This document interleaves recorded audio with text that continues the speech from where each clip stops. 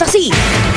Samantalang matapos ipagpaliban nitong Marso, posibleng ipatupad na sa Mayo ang dagdag singil sa MRT at LRT. At kahit may diskwento ang mga estudyante, handa raw silang putulin ang kanilang bakasyon at bumalik sa kalsada para tutulan ang fare increase. Saksi si Bernadette Reyes. Mas mataas na pasahe na sa MRT at LRT ang bubulaga sa mga estudyante sa darating na pasukan.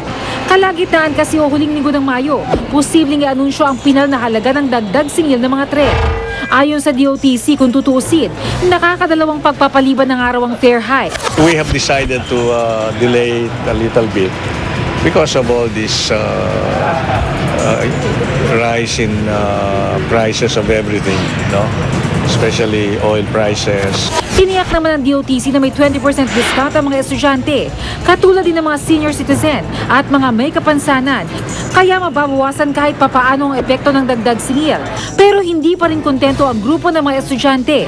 Kaya naman kahit na vacation mode ang karamihan sa kanila, handa raw silang magbalik kalsada para iprotesta ang dagdag singil.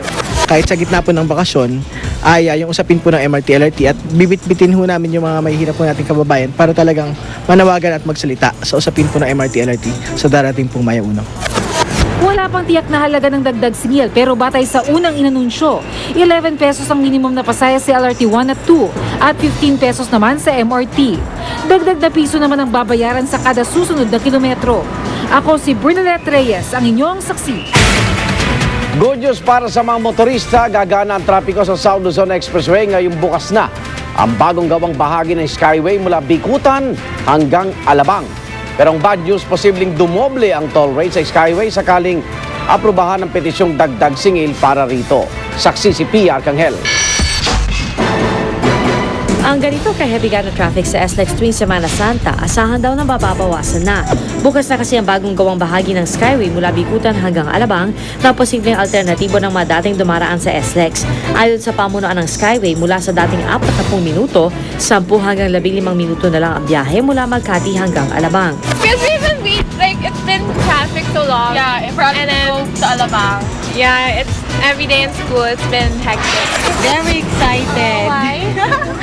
At last, for how many years na nag-waiting. Makadaan na kami sa Skyway kasi we live in Laguna. Well, actually, yung toll rates naman para lang ma-recover natin yung investments, no? We spent almost 9 billion pesos to build the Skyway. And it just follows that over a period of time, through the toll rates, ma-recover natin itong investments ng ating mga investors. Pero may kailangan din daw isakripisyo.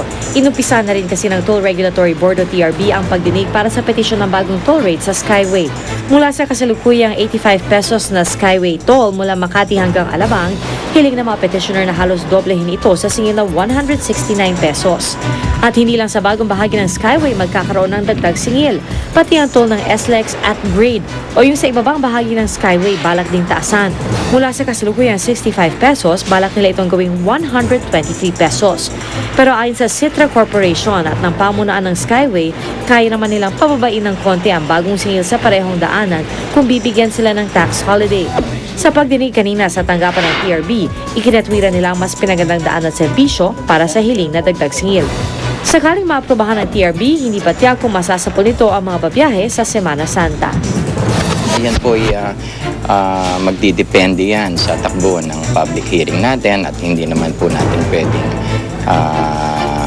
madalian kung kinakailangan magdaos pa ng mga susunod na public hearing. Yan po ay gagawin ng ating pamunuan sa TRB. Ako si Pia Arcangel, ang inyong saksi.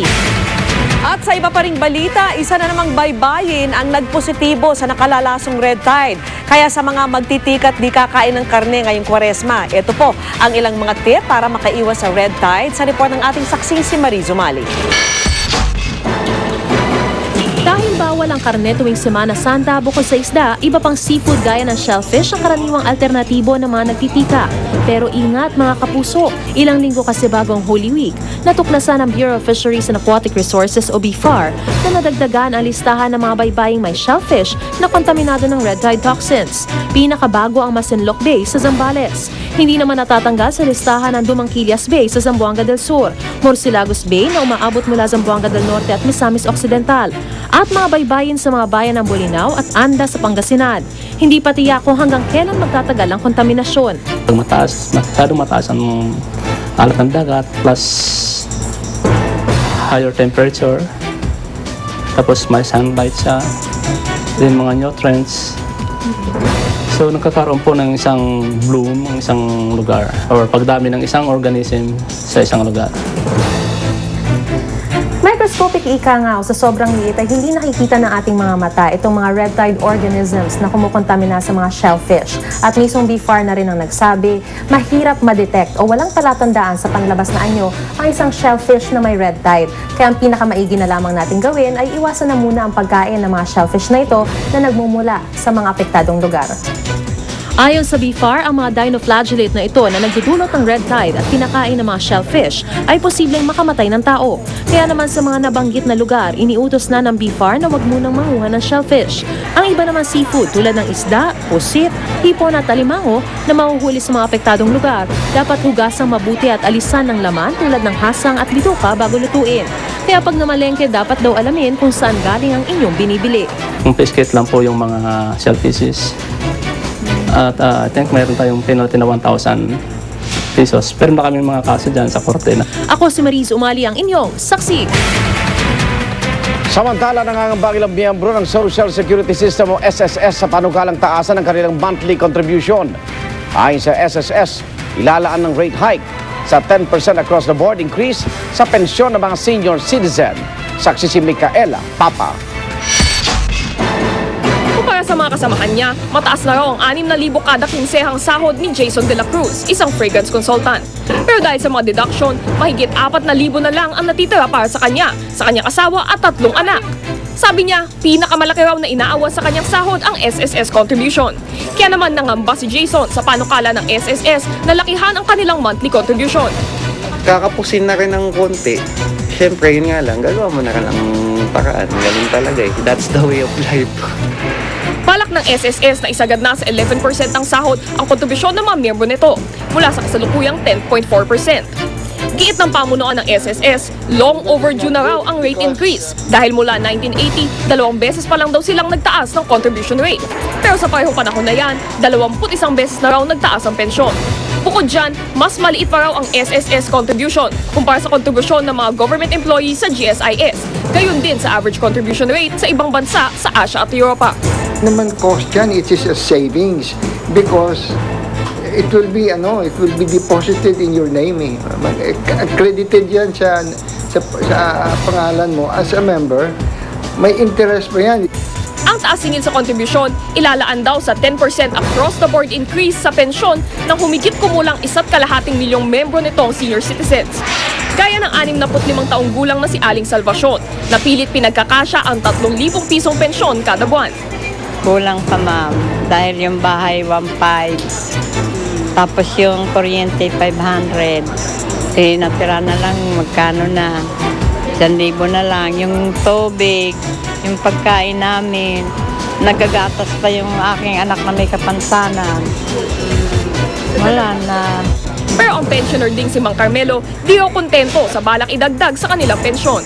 Ang pension mo is 4,500. Magkano 10% now? 450.